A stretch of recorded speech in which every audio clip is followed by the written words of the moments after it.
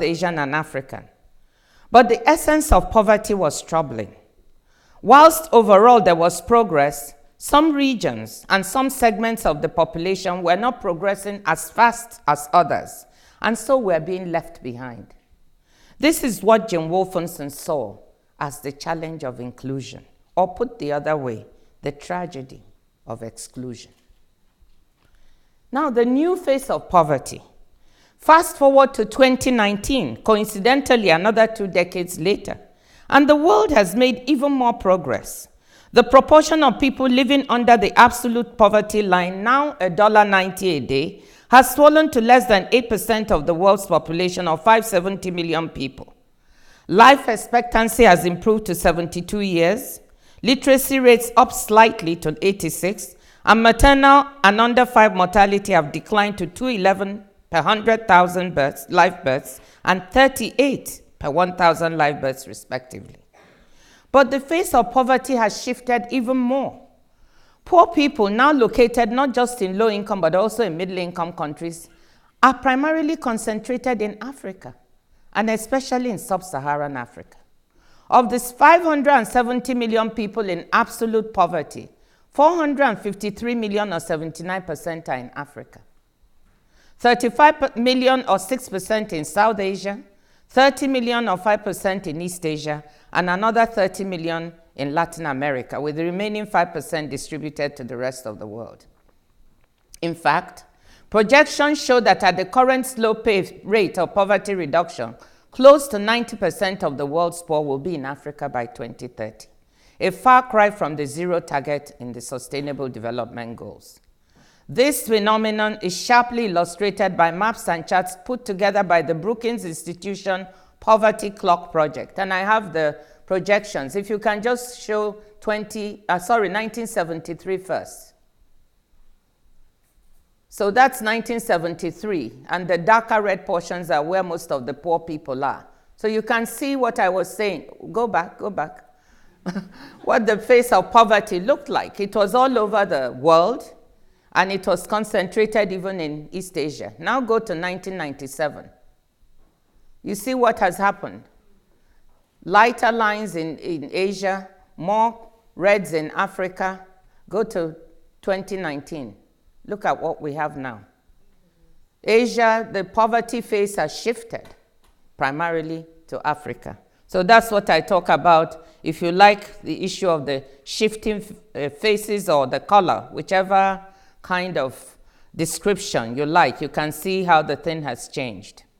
So Brookings Poverty Clock Project, I love it because it shows you graphically how this is changing.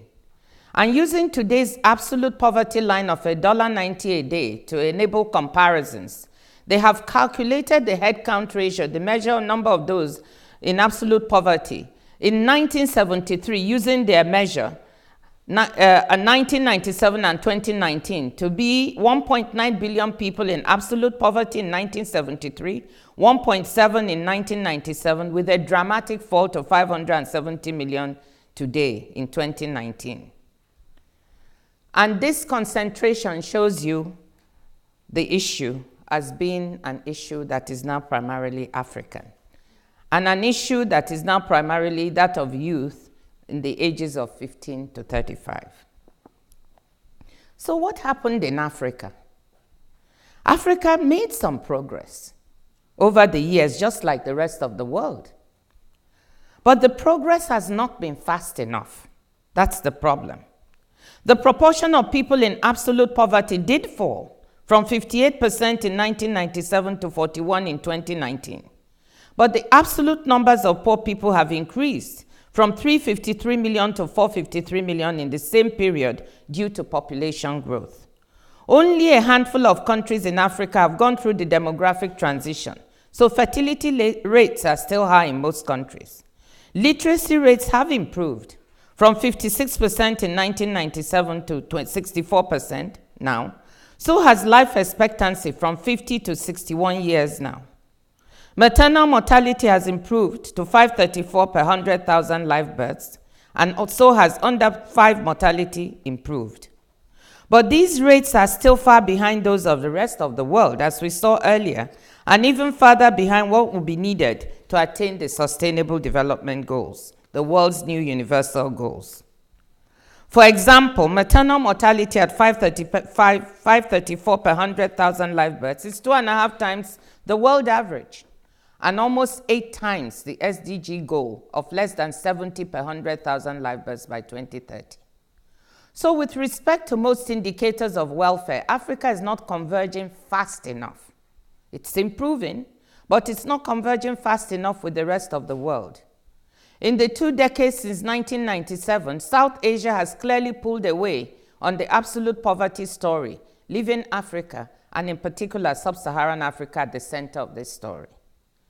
People are interested in what accounts for this. And this is, of course, an important question, which I shall come back to in a moment. But a more interesting question to me is, what accounts for the progress that was made? However inadequate that has been. And can it point the way out of Africa's poverty problem? First, on the causes of poverty, they are what I term the familiar causes in Africa. I already mentioned the issue of demography and a delayed demographic transition on the continent. This is a very delicate subject that you will not hear many African policymakers discuss. And if you want to approach it, you have to approach it by talking about strengthening girls' education. With fertility rates still quite high at 4.7 births per woman, population growth rates are high, averaging 2.7 almost in 2019. So that per capita GDP growth rates are not high enough to lift people fast enough out of poverty. There's also gender inequality. The lack of access by women to the services and means of production, including finance, needed to improve their lives and that of their households is a significant factor.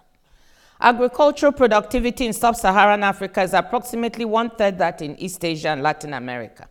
The abundance of natural resources, its mismanagement, and the lack of transparency and accountability lack of accountability it has oftentimes engendered is another factor. And above all, the lack of human and physical infrastructure. Access to basic health, access to education, particularly quality education and skills relevant to today's economy and society, access to power, roads, ports, and telecommunications. Now, another key cause of poverty, a fundamental one, is put forward by a school of thought that argues that Africa's poverty is due to a lack of progress on industrialization and Africa's inability to undergo the model of structural transformation experienced by the East Asian countries and China. This model was based on large-scale industrialization and export-led growth, in turn premised on education, skills, and a competitive labor force. In fact, Africa's share of manufacturing as a percent of GDP has stagnated around 10%, and the share of workers employed in manufacturing has peaked below that level. This phenomenon has been termed premature deindustrialization by African scholars such as Lopez and Coulibaly. According to Coulibaly, its causes could be, quote, the role of technological innovations in making manufacturing more capital and less labor-intensive, as well as the impact of globalization and competition. As a result, labor moves from low-productivity agriculture to low-productivity services, bypassing the industrial sector. Furthermore, there's mounting pessimism about the likelihood of Africa being able to replicate the East Asian model. According to Joe Stiglitz, the reason the East Asian model cannot be replicated is that manufacturing is the victim of its own success.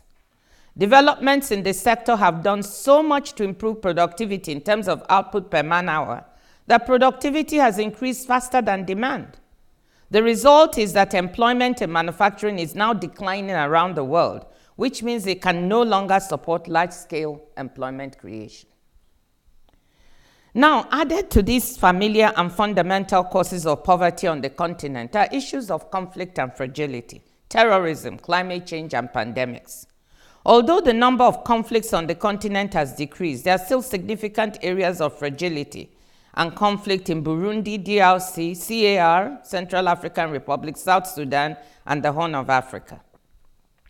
In addition, new forms of conflict have emerged in the form of terrorism in Libya, Mali, northern Nigeria, and my own country, and Somalia.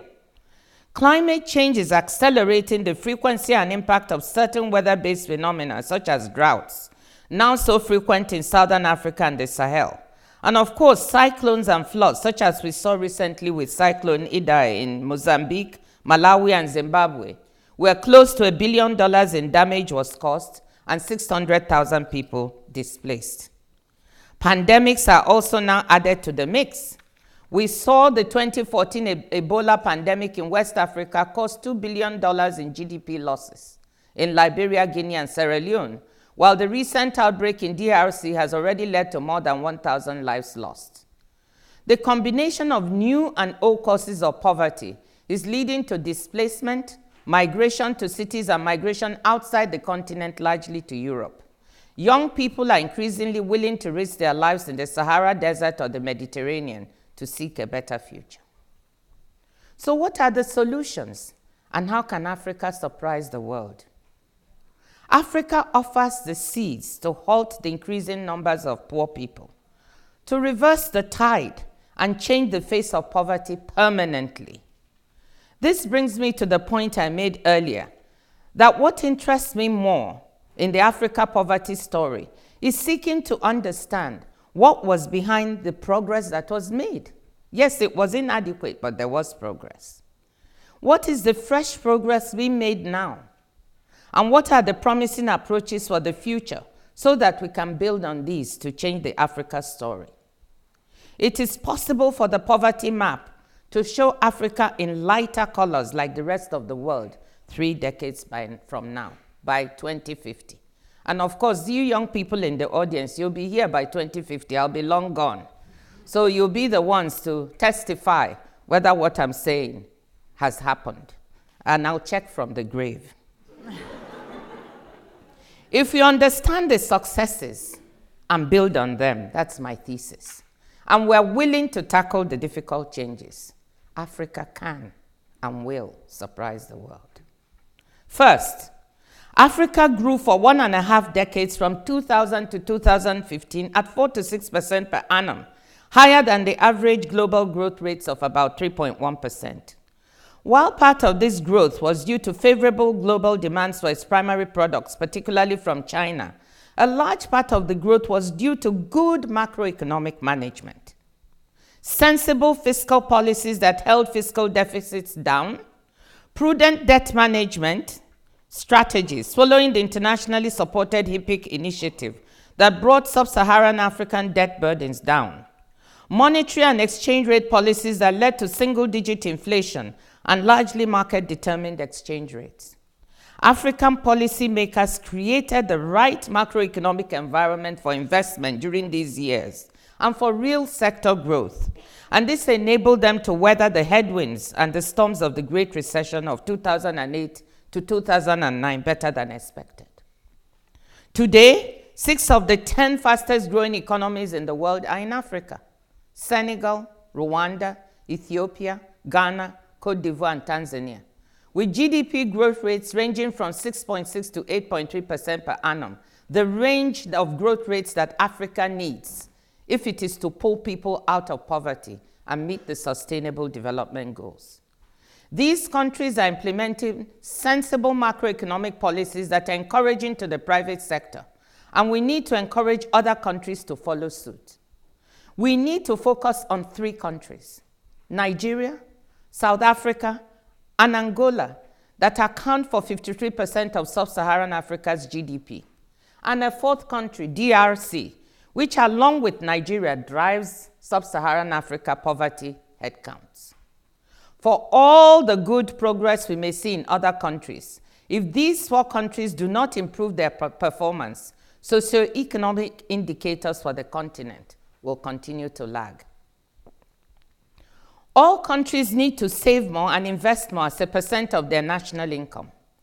Policymakers must focus on improving domestic resource mobilization because much of the investment needed to lift people out of poverty must come from our own domestic, private, and public resources, not from outside. Africa has to lift tax to GDP ratios higher from an average of 18.2% in 2016. The IMF estimates that there's room for a 4 percentage point increase in tax to GDP ratios in most SSA countries that could move them closer to the best performers in the region, like Senegal and South Africa, that have ratios of 22 and 28% respectively. Countries must focus on prudent debt management, including transparent accounting for both domestic and external debt. The increase in the SSA debt to GDP ratio from 25% in 2007 following HIPC to 49% in 2018 is worrying if borrowing is not productively used. When I focus on prudent debt management, I do not mean that countries that have the fiscal space should not borrow. In these times of low interest rates in the capital markets, countries that have the fiscal space can borrow internationally to finance productive physical and human infrastructure. It is just that many countries that can ill afford it are plunging into the capital markets and borrowing, and they are not using it well. They need to be more careful. Second, African policymakers are more successfully combining macroeconomic reforms with micro and sectoral level reforms. There is an interesting realization that it's not enough to grow, but growth has to be inclusive, job-creating growth, aimed at putting the millions of young people entering the job market to work and improving their health, nutrition, education, and welfare. To attract the private sector, especially the millions of small and medium enterprise entrepreneurs on the continent to invest and create jobs, policymakers have embarked on business-related reforms. In a recent Project Syndicate opinion piece called The High Growth Promise of an Integrated Africa, Landry Sinya and Amina Guri Fakim note, and I quote, "Political leaders are implementing reforms aimed at improving business conditions. In the World Bank's 2019 Doing Business Index, 5 of the 10 most improved countries are in Africa, and 1/3 of all recorded reforms occurred in sub-Saharan Africa. Already, returns on investment and entrepreneurship are rising fast. Over 400 African companies now boast annual revenues of $1 billion or more, and 700 more report revenues of over $500 million. An assessment of 360 companies from 32 African countries reveals an impressive average compound annual growth rate of 46% in 2019, up from 16% last year. These impressive numbers from a McKinsey study on Africa called Lions on the Move concern companies in an array of sectors: food and agri-processing, wholesale and retail, financial services, light manufacturing, and construction, for example, where the study highlights important investment and job-creating opportunities to service growing household and business consumption. Household consumption reached an estimated $1.4 trillion in 2015, and is projected to grow to $2.1 trillion per annum by 2025. The growing business-to-business market, companies selling to each other, reached $2.5 trillion in 2015, $2.5 trillion, and is projected to reach $3.5 trillion by 2025. Third, Africa is the world's fastest urbanizing region. Again, according to this McKinsey study, between 2015 and 2045, an average of 24 million additional people per annum will be added to Africa's cities, compared to 11 million in India and 9 million in China. Urbanization, properly managed, is strongly correlated with higher productivity and higher GDP growth. Africa's Achilles heel is its poor infrastructure and low human capital indicators. But urbanization permits agglomeration economies, often making it easier and cheaper to provide such services as electricity, transport, health, education, financial services that are lacking in rural areas. Better management of urbanization can unlock Africa's slums, enabling job creation vital to the youth who make up the largest category of the urbanizing population. Fourth, some scholars, in observing the success in combining macro, micro, sectoral, and spatial level reforms in several countries to spur growth, have noted that horticulture, tourism, creative industries, ICT, financial services are some of the fastest growing sectors in leading growth countries on the continent.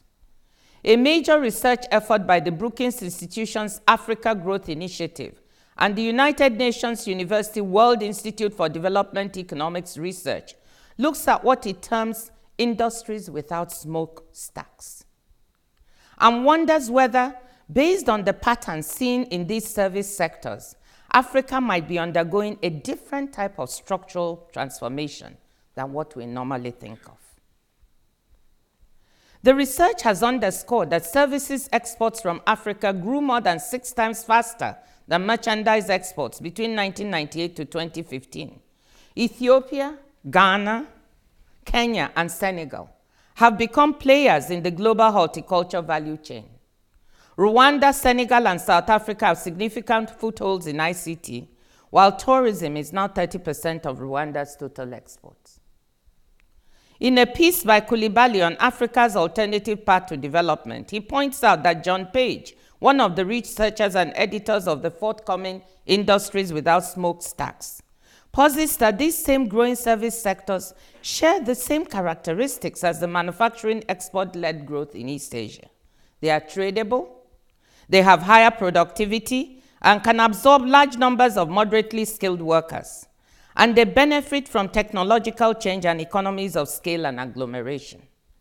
The thinking is this, that if African policymakers can encourage and support these smokestackless industries, what a mouthful, they might offer a pathway out of premature deindustrialization and enable Africa to transform and to surprise by creating jobs, creating wealth, and eradicating poverty faster than expected. Fifth, technology. I mentioned ICT earlier, but I want to dwell just a little bit more on the issue of technology and its potential role. Africa is transforming in an era of rapidly changing technology, and so can leapfrog and solve many of its development challenges through digitalization. Technology can be a powerful tool for poverty eradication. New diagnostic techniques, such as the spatial targeting of poverty hotspots, developed by Brookings, allows more granular identification than before of where poor people live at community and district level, whether in urban or rural areas, so that better tailored interventions and services can be delivered to them, improving poverty eradication outcomes. Biometrics gives people identities, making it easier to identify and target poor people, especially women and children, with services. This, to me, is very interesting because it mirrors the kind of microeconomic work done by Banerjee, Duflo, and Kramer to study problems and solutions for poverty from the vantage point of targeting and seeing what works at the ground level for poor people. African governments and citizens are embracing new technology in a way that promotes inclusion. This is made possible by the ubiquitousness of mobile phones. There are now 750 million mobile phones in a population of 1.2 billion on the continent. Their availability makes it possible to deliver a range of services from financial to health and education.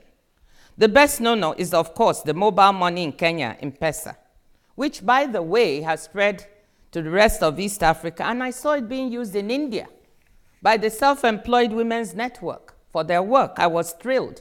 And I think Africa doesn't, and Kenya in particular, does not get the recognition it deserves for developing a technology. I'm sure if it was done in Silicon Valley, we wouldn't hear the last of it.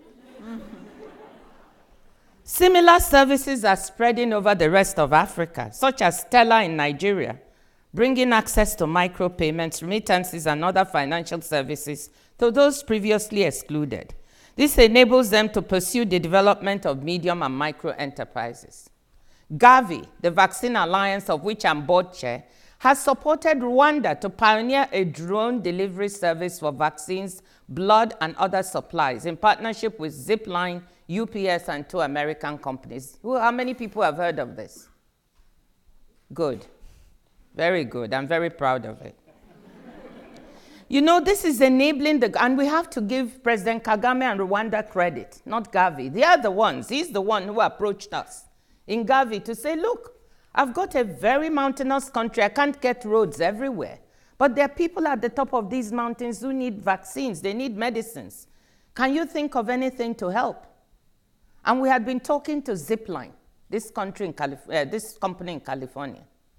And so we were able to do this partnership, and I'm so proud of it. Because it's enabling this government to reach people who are hard to reach. It's also enabling Ghana, which has adopted the same approach, to set up an extensive network that reaches 2,000 health centers and serves a population of 12 million people. In education, there are also many examples. There's EdTech applications, including the one in Malawi, 1 billion cost, a software application that teaches reading, writing, and mathematics to grades 1 to 3. And in her excellent article on a digital Africa, Vera Songwe cites the potential for a digital economy to open up service sectors from business outsourcing to trade. According to her, there are already more than 22,000 people employed in business outsourcing services across the continent in Nigeria, Ghana, Liberia, Sierra Leone, Burkina Faso, Chad, and Niger, and Mauritius. And with respect to trade, she says, the advent of the newly ratified African Continental Free Trade Area will offer a framework for developing technology standards, harmonization, and interoperability to support cross-border commerce. Digital technology will play a dual role in turbocharging the free trade area. It will spur cross-border trade by speeding implementation, automating processes, and reducing costs. New areas of digital commerce and services will open up, including unlocking the supply chain logistics nightmare in many parts of Africa. Mobile devices, broadband networks, cloud services, the Internet of Things, and big data analytics could significantly lower the cost of planning, scheduling, tracking, delivering, and managing goods, opening up a massive opportunity to create jobs on the continent. Songwe also cites the Brookings Institution estimates that mobile technologies and services in Africa have generated more than $150 billion in economic value as of 2015, while the mobile ecosystem has supported 3 million jobs and contributed almost 14 billion in tax revenues in 2017. In infrastructure, new solar, wind, and geothermal technologies on and off grid are helping break the electricity access bottleneck in Africa, helping households and businesses become more productive. As an example, 3 solar power companies in East and West Africa, Copa, Solar Sisters, and Lumos, which I also co-chair the board, have reached collectively more than 4 million people and are hoping to double that number within the next few years. The examples I've cited here are just a few ways that technology is making and will make a difference to the eradication of absolute poverty in Africa. I could go into more detail, but you've been long suffering. On the promise of biometrics and digital identities, which have made such an impact on access to services for the excluded in India, and promise to do the same in Africa. Don't get me wrong, I'm not being Pollyannish. I know some people will say I'm getting carried away. After all, though mobile phone ownership is high, internet penetration is still low, averaging 20% on the continent. But guess what? Internet penetration among the young is double that, 40%. This means that those who will form tomorrow's workforce and tomorrow's policymakers will be digitally connected and therefore better placed to use technology to change the face of poverty. This is another avenue in which I believe Africa can and will surprise. Ladies and gentlemen, friends, I earlier said that Africa has the seeds to eradicate poverty. The conduct of good macroeconomic policy and management, the effective use of appropriate microeconomic policies, and the ability to reform and transform certain sectoral sources of growth, the so-called smokestackless industries, among others, offers a clear pathway. When combined with the promise of technology to transform service delivery whilst creating jobs, this offers Africa that opportunity to surprise the world. Our job as development experts and partners is to support Africans with the knowledge and encouragement, and where possible, the resources to deliver. Friends, Africa has planted the seeds for poverty eradication. Policymakers must water the garden, and our young people must nurture the plants and flowers and harvest the fruit, because it is on this that their future depends. Let me conclude by quoting Nelson Mandela, who once said, "Like slavery and apartheid, poverty is not natural. It is man-made, and it can be overcome and eradicated by the action of human beings. Overcoming poverty is not a gesture of charity. It is the protection of a fundamental human right, the right to dignity and a decent life." I strongly subscribe to Madiba's words, and I know so do all of you. Let us all then join hands to ensure that Africa surprises. Thank you.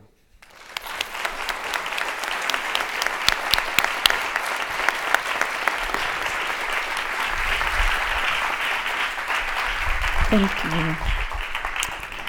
So we have a bit of time now for questions. There are 4 microphones. One is here, one is there, another here, and the last here. And I know from the flurry of emails that have been bombarding my inbox since your lecture was announced that there's huge demand from the students to ask questions. So I won't abuse my position as chair.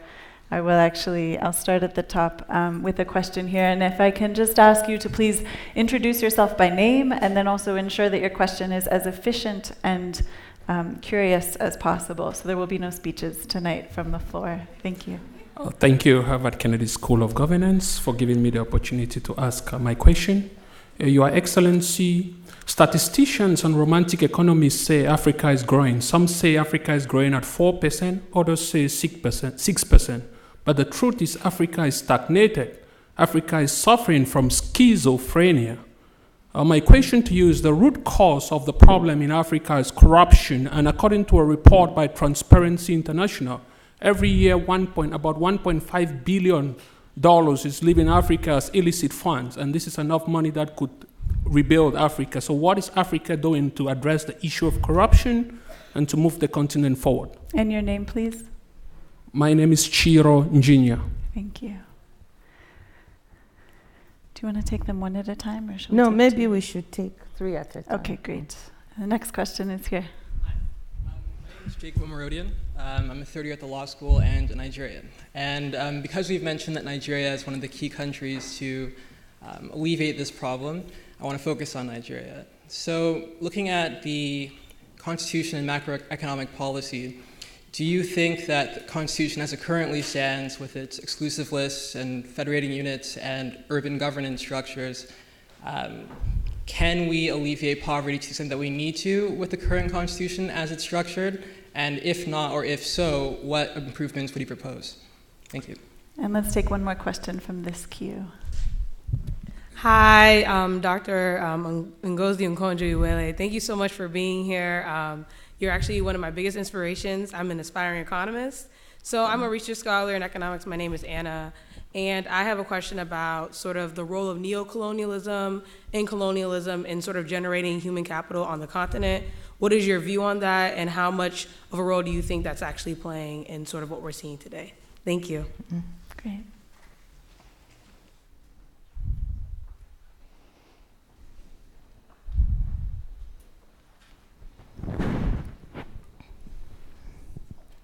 Well, thank you very much for very good questions. So the first question was that Africa has stagnated, there's corruption, and there's schizophrenia. Some people say it's growing, it's not growing. Of course, you know, you can always call it the glass half full, half empty syndrome. But we don't have to guess. The statistics are there, objectively produced, at least like the rest of the world, by either the United Nations, the World Bank, the IMF. You can look at these statistics, and you can look at when have countries grown, when has the continent grown, when has it stagnated. It's very clear that from the 1.5 decades, like I quoted, from 2000 to 2015, it grew. It performed well compared to remember the lost decades of the 80s and 90s? When the continent was not growing, but in fact was per capita GDP growth was actually negative at some times. And recently, of course, the growth rate has declined. So there have been periods of growth, and there have been periods of stagnation, and there have been periods just like any other economy.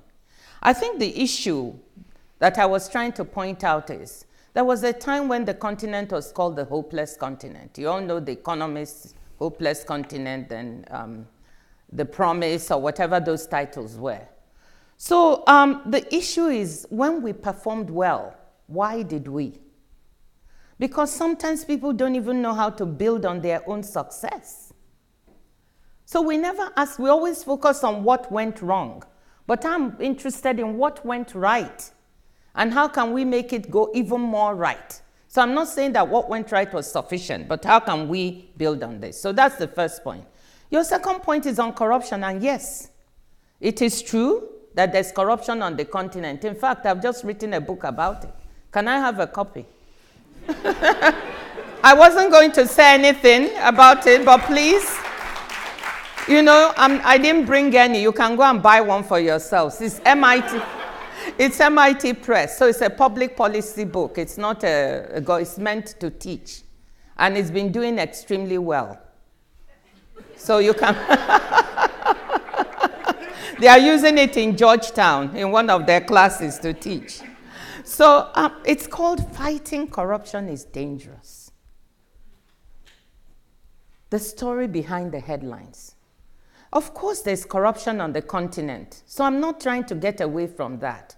But I don't like the word. Whenever you mention Africa, the next word is corruption. Or you mention Nigeria, the next word is corruption. No. We cannot allow our continent or our countries to be characterized in that way. Because I'll tell you what.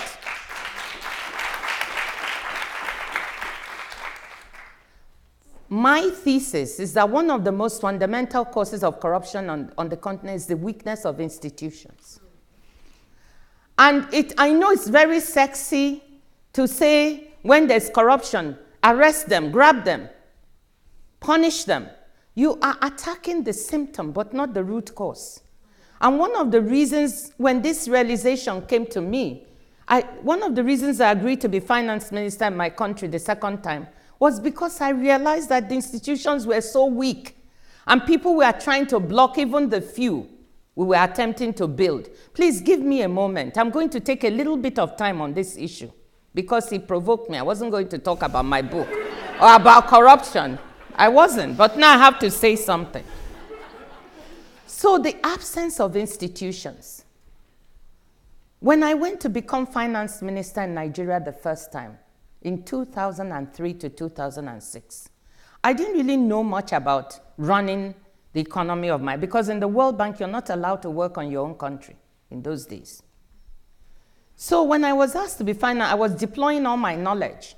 But I found out that as finance minister, when I needed to pay salaries, I had to transfer money, cash, to the Ministry of Agriculture, for instance. They would give me a list at the end of the month and say, these are the number of people employed in the Ministry of Agriculture this month. So this is the amount finance has to pay. And we would transfer the resources to them. Guess what is wrong with that? Guess what? People can introduce names every month. And they did. So we got the phenomenon of ghost workers who became ghost pensioners. And I said to President Obasanjo at the time, we don't even have an electronic platform or a financial management system embedded in an IT platform for the country to work, a large country like Nigeria. And then I said, we need to do something. So with his backing and permission with the economic team, we were able to then get the World Bank, DFID, USAID. We went into a project to build this platform. But it takes a long time. We started, and when I left in 2006, it was not finished. And people were fighting all the way. So in 2011, when I was called, when I realized that this project had basically been stopped after I left, I decided it's one of the reasons I went back. Because those people would not want me to come back So they could keep blocking and putting ghost workers. So we went back, and by the time I left the second time, we had 75% completed it. Go and read the IMF Article 4 report. We had put in place that platform. We had weeded out 64,000 ghost workers. We had saved $1.1 billion for the government. So that is just one example of building an electronic a financial management platform and a treasury single account. So that's what it is. Africans are no more corrupt than Americans or Europeans. I'm sorry, I'm not trying to say anything. I'm just trying to say that if you did not have the same institutions here, the same things would happen. And we can see that institutions can also be undermined, can't we? We are seeing it here every day. So be careful. Institutions matter. So that's my issue about corruption. And when you go, one of the things I said is, you're sitting there. Please, when you finish, what country are you from? Originally, I'm from Cameroon. You must go back to Cameroon and help to fight it. You cannot sit here. That's what I did. I was at the World Bank enjoying myself. And I was invited to come back, very risky. And I took one of the biggest risks in my life to go back. Because you know what? When you fight corruption, those same people fight you back. And if they can't fight you, they smear you. So they spent all the time trying to characterize me. That's why I wrote this book, to tell the truth. They kidnapped my mother and held her for 5 days and said I should resign. And I refused. My father was backing me. They threatened me. And even after I left, they continued to malign my name. That's why I wrote, fighting corruption is dangerous. But who will fight for you, you Africans in the room? I took a risk. Because even people, there are people, sensible people, who still believe Okonjo-Iweala did something. Just because those people tried to damage your name. If I had not had an international career before and people had not known me, by now people will think I'm also part and parcel of the business. So, but in spite of all that, I don't regret one day. I went and I fought. And so when my grandchildren ask me, I'll be able to lift up my head and say, yes, I did something. What are you going to say?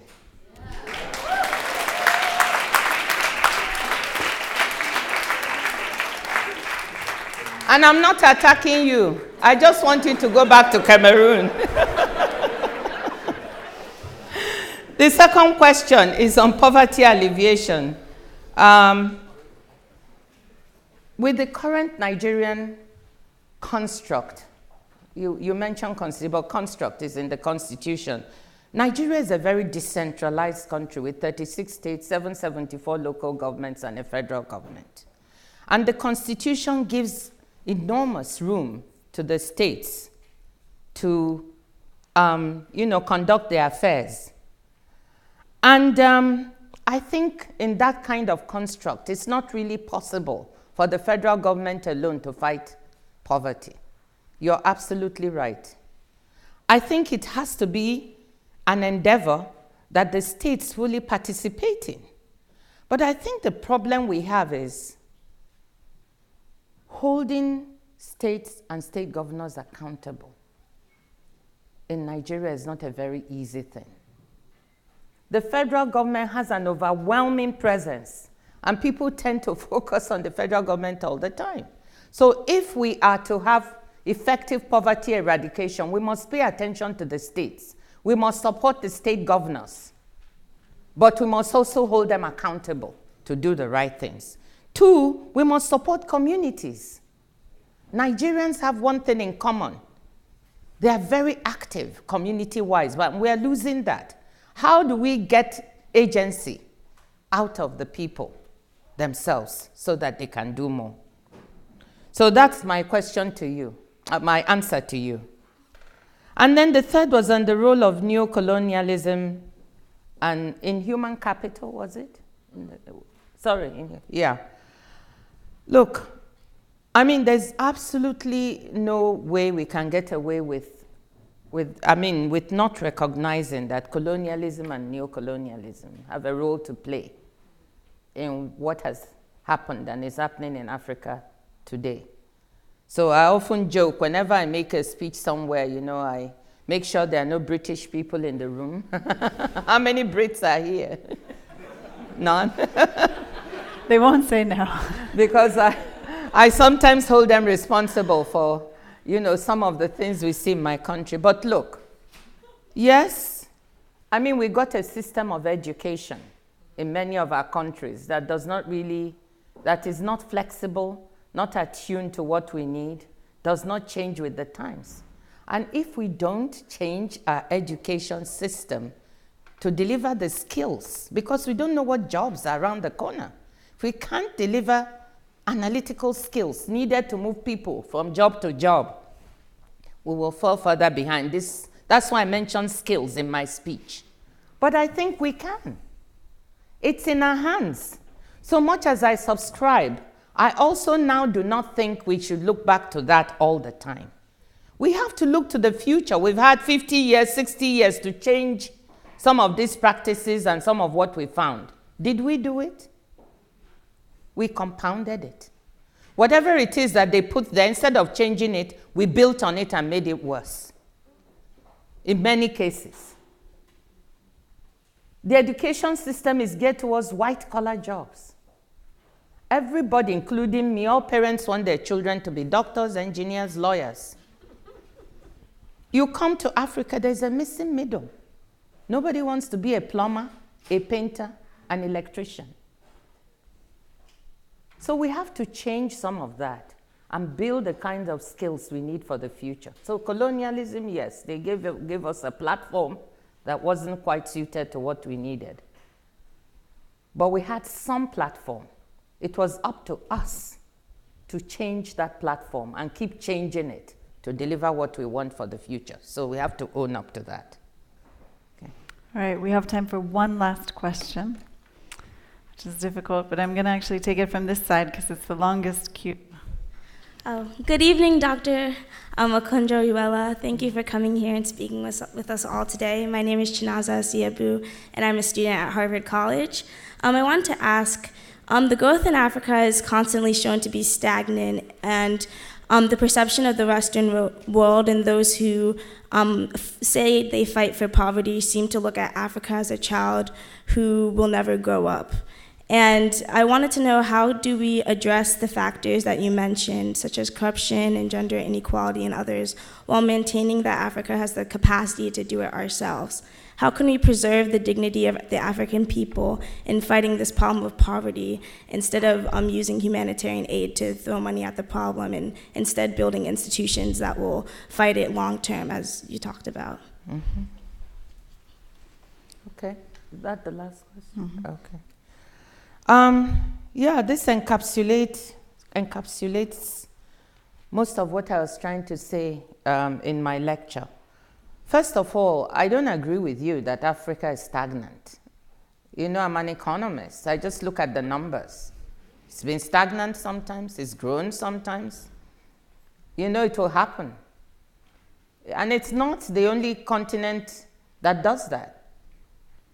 China was growing at double-digit growth rates, and it's decelerating now for reasons of structural change and transformation of its economy in another direction. So we shouldn't buy into that. But we shouldn't be Pollyannish. We shouldn't also go think everything is great. It's not.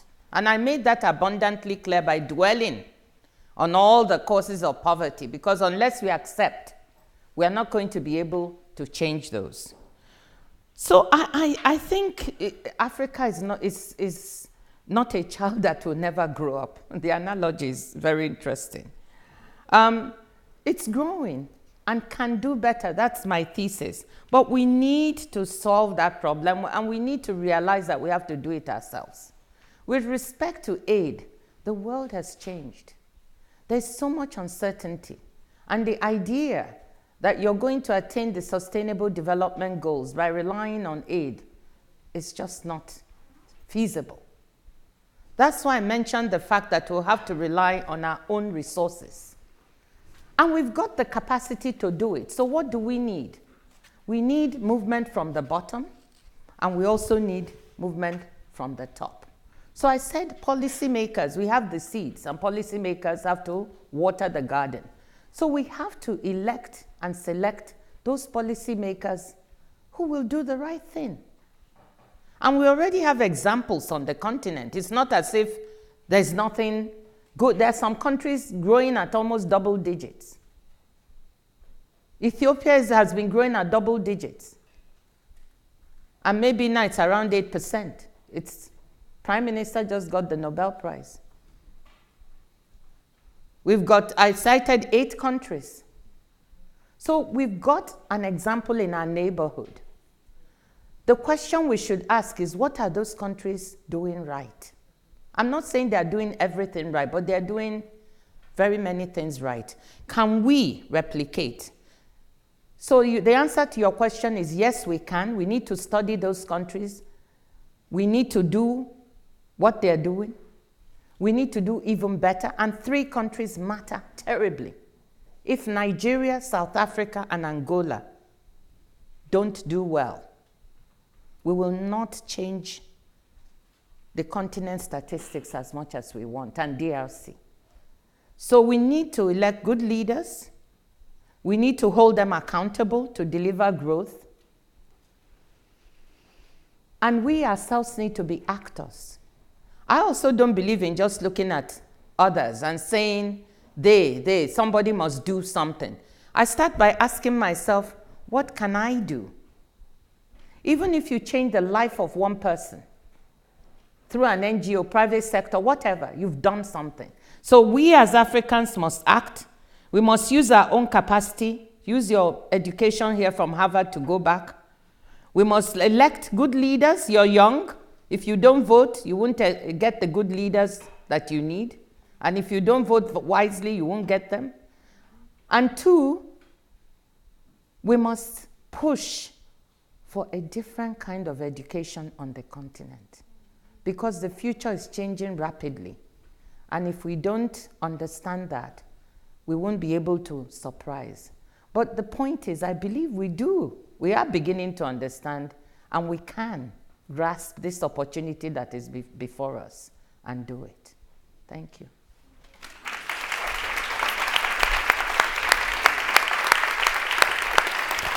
Dr. Okonjo-Iweala, thank you so much for your remarks. I was taking copious notes because I think a lot of what you said applies globally, not just in Africa. I know that we have questions on the floor. I'm sorry that we couldn't reach everyone. I hope that you'll come back and fill us in on all the topics we didn't get to address. But would everyone please join me in thanking Dr. Okonjo-Iweala one more time.